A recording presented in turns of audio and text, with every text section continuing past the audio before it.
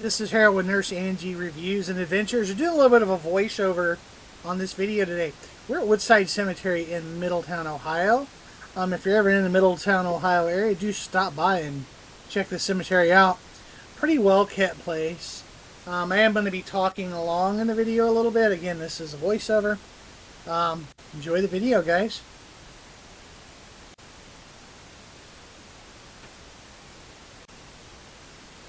So another nice little stone there, like a kind of like a Bible there. Kind of nice, different.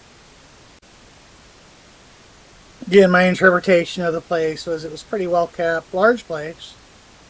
This was an older section I was in as well, which was kind of nice. Father, mother, I remember those stones. Sometimes that's all they say, right? Just father, mother. And there were no companion stones around them. Baby Cotty, 1913. Yeah. There was a lot of veterans in this section as well. A lot of Civil War veterans, as you'll see. There's a young fellow that passed away.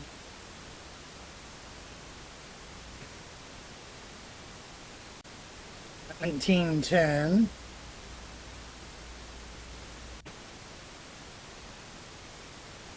But you'll notice the grass is brown. We're in a moderate to severe drought in Ohio. And there's another young one. But we're in a moderate to severe drought. That's why everything is brown and not looking too great. This was a beautiful stone here. This really was. This was a nice one. I couldn't read the poem well. You could hit pause and try to read it.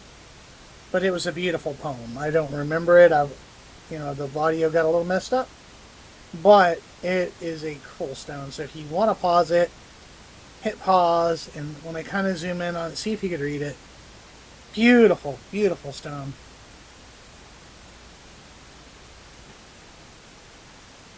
(1818).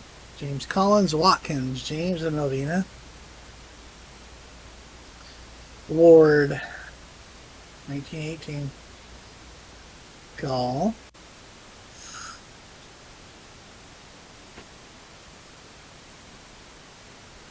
This one was Civil War, I believe so. Might have been, or World War One. This was a really beautiful monument as well. Two different types of material.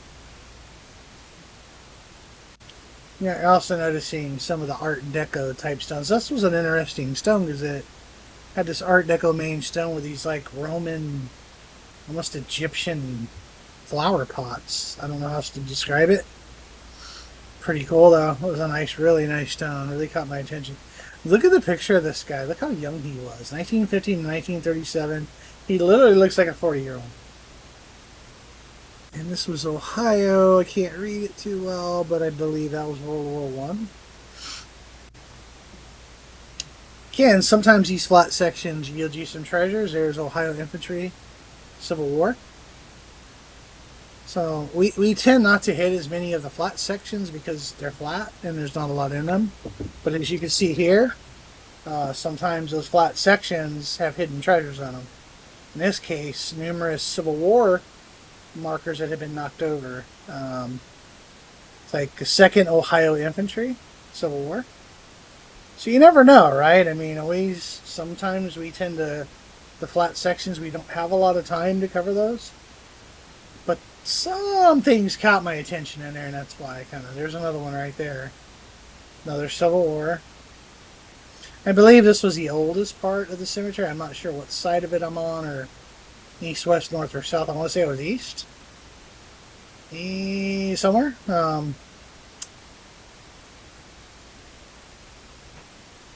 This was a much older section. I believe there was a lot of hidden graves here because you can see the ground depressions from where graves collapse over time. This was a nice one. This was one of those bronze ones. Master Mason, 32nd degree. His wife's marker. Cecil C. Taylor, 94 to 09.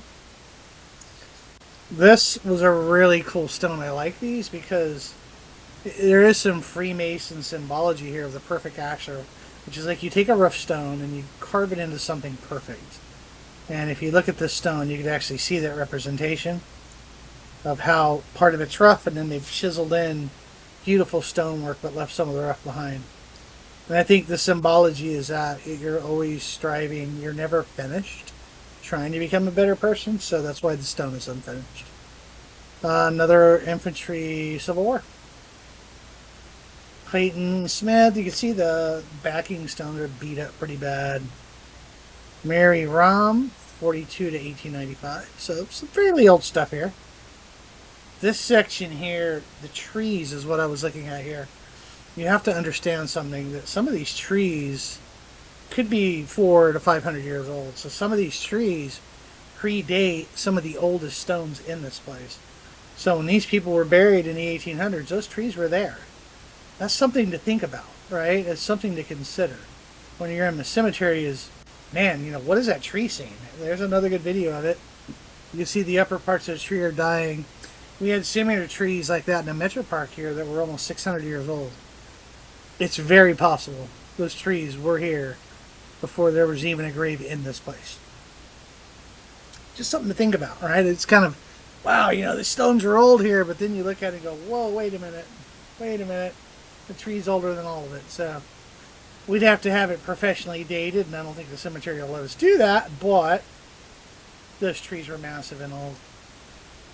Anyway, this video is about to end. If you've watched it so far, go ahead and hit that like button, hit that subscribe button, and help Nurse Angie out. And